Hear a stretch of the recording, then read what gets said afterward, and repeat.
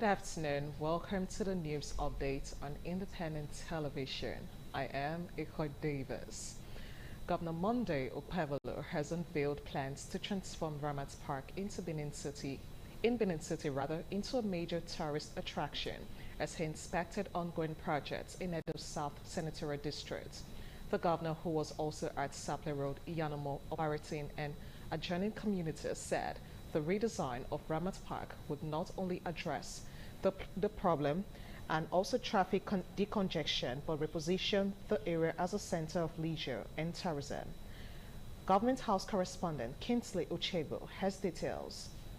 Governor Bolo, as part of his routine inspection, was at the near-completed Ramat Park flyover and erosion control works at some adjoining streets in the area. While addressing journalists, he said the environment will be redesigned to reflect modern urban standards and serve as a relaxation hub and a sought-after tourist destination for residents and visitors. You can see the speed at which these people have taken this project. By the time we are done with this place will look like Dubai.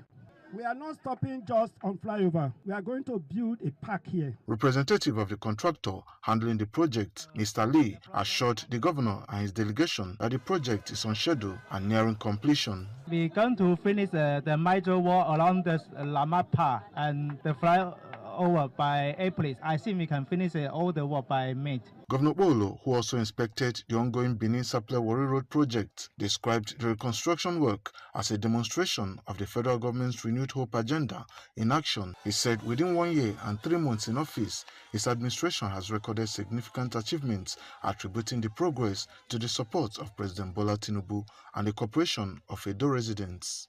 Look at what we have achieved within a short time. We could have not done this if we are not getting the blessing of Mr. President. This road, before now, you can't pass this road. You see the area where we came from. It took us hours just within half a kilometer. But today, a lot is happening. Tell me who will not vote for Mr. President as far as they are seeing what is happening in Edo. Governor Bolo rounded off the inspection at the ongoing Catholic Charismatic Renewal Road in Ubuyoko, with a strong commitment that road infrastructure remains his administration's top priority, while the transformation of Ramat Park into a tourist attraction will stand out as one of his administration's signature projects. From Benin, Kingsley Uchebo, ITV News.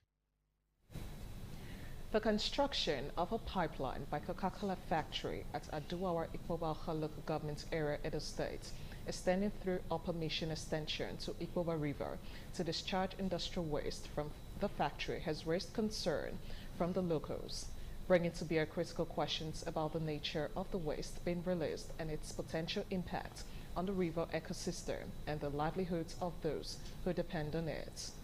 Pius Nsolo has more.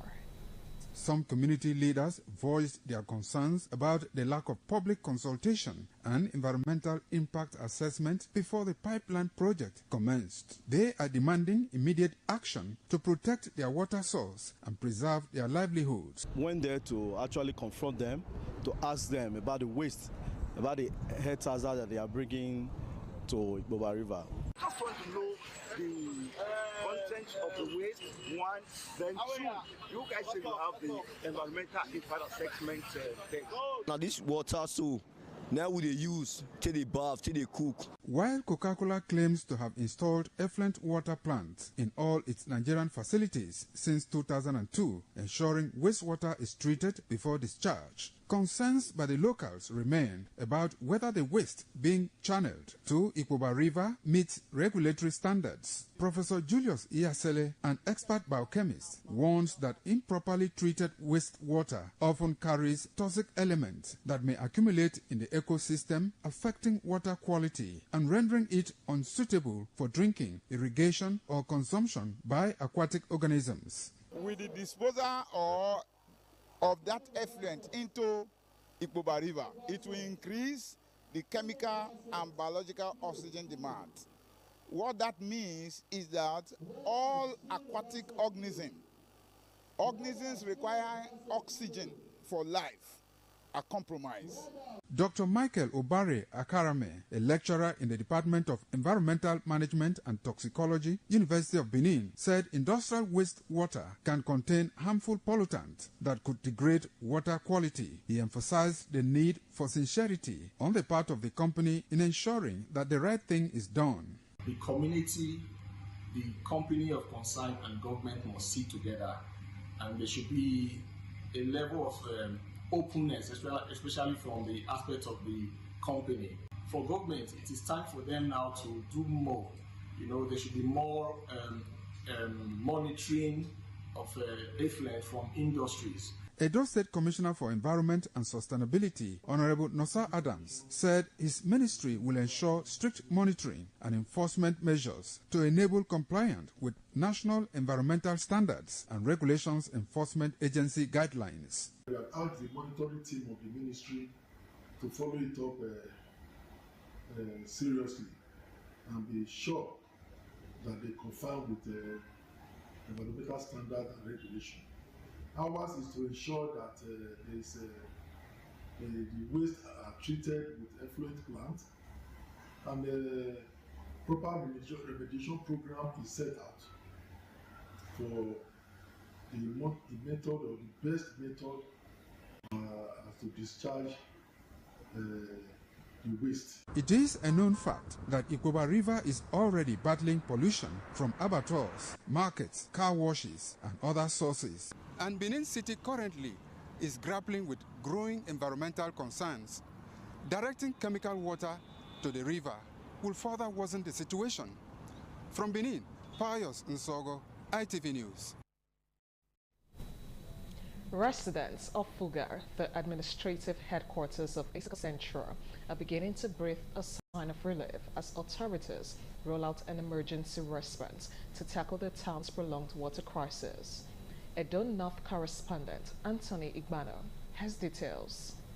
For months, families in Fuga have struggled with several water shortages, facing many to depend on an unsafe source for drinking, cooking, and other daily activities. The situation has affected homes, schools, and small businesses, raising concerns about public health and sanitization. Now, in what officials describe as a swift and decisive intention, the local government has launched a comprehensive rescue plan aimed at restoring potable water across the community. For a couple of weeks now, we'll be having issues with water supply here. The community has been going through a serious water scarcity. So the FPU, through the leadership of Barrister Richard Ntiga and the BOT chairman, His Excellency Michael Gadume, contacted the local chairman to see how the government can come in. The intentions include the rehabilitation of faulty boreholes, repairs to damaged pipeline, and the deployment of water tankers to most vulnerable areas. Technical team have already begun work at key water facilities within the town. Right Honorable Cephas Yakubu, the acting chairman Isako Central, says the local government administration is committed to ensuring the residents no longer endure the hardship caused by water scarcity, adding that the response is both immediate and strategic. Last week, my intention was just to these water challenges in my local government, particularly the Fugas. So I have to take that time, let me come and check what is actually the problem. But one thing I will assure the public that this issue by me today is receiving utmost attention. Anthony Igbano, ITV News. The senator representing Ondo South Senatorial District and a business management strategist, Dr. Chimo Ibrahim, has said Nigeria is not among the world's most indebted nations, describing the country's current fiscal outlook as evidence of disciplined economic management under President Bola Ahmed Tinubu. Ibrahim, who is also an ambassador designate, stated this while reacting to ongoing debates over Nigerians' debt profile and borrowing pattern, noting that, contrary to earlier projections by critics, the Tinubu administration has not embarked on excessive borrowing. According to him, global economic data show that several advanced and emerging economies currently top list of the world's most indebted countries in terms of debt to GDP ratio, while Nigeria does not fall within that bracket. The lawmaker, who frequently speaks on economic policy, debt management, and macroeconomic strategy, maintained that the administration's reform-driven policies, including subsidy removal and exchange rate unification, were designed to stabilize public finances and reduce long-term fiscal vulnerabilities. He argued that while Nigeria continues to assess credit facilities for infrastructure and development projects, such as borrowing, are being undertaken within manageable thresholds and aligned with revenue reforms. The Medical and Dental Council of Nigeria has issued interim suspension orders against 3 doctors after it established a prima facie case of medical negligence and professional misconduct against them in the death of Master Nkanu Adichie Esege, the 21-month-old son of acclaimed author Chimamanda Ngozi Adichie. The affected persons are Dr. Tosin Majakodumi, the medical director of Eurocare Multi-Specialist Hospital, Dr. Titus Ogundari, the same hospital, and Dr. Atinuke Unwaje, Chief Medical Director of Atlantis Pediatric Hospital.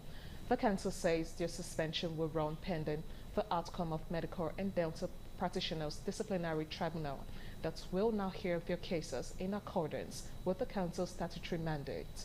At the conclusion of its 25th section, held in Abuja on the 17th-18th February, the panel determined that a prima facie case of medical negligence had been established against the 3 doctors. The MDCN emphasized that its findings so far are preliminary and do not amount to a final determination of liability. The findings follow an investigation initiated after a formal complaint was lodged with the council on the 16th January 2026. It said medical practitioners from both hospitals had responded to the complaints, submitting affidavits and presenting oral testimonies before the MDCN's investigative panel.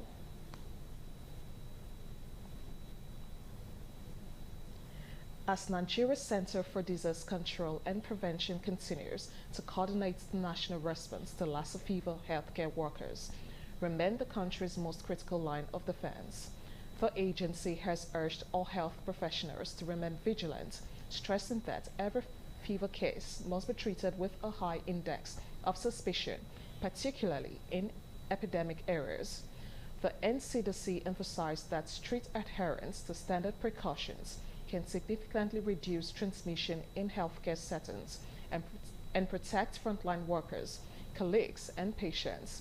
Healthcare professionals are advised to consult the full Lassa fever advisory for healthcare workers for comprehensive guidance.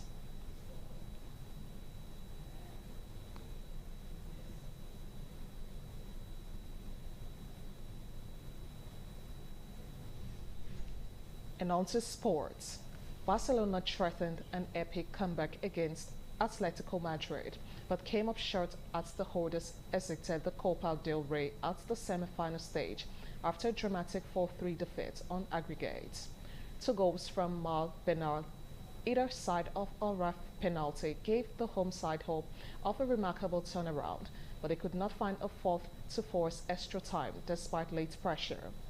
Diego Simeone's side held on, and they will face the winner of Real Sociedad and Athletic Club, who meet in the ordered last 4 tie on Wednesday in the final. Barcelona faced an uphill task after they were thrashed 4-0 in the first leg last month. As they looked into to reach the final of the competition, they have won 32 times.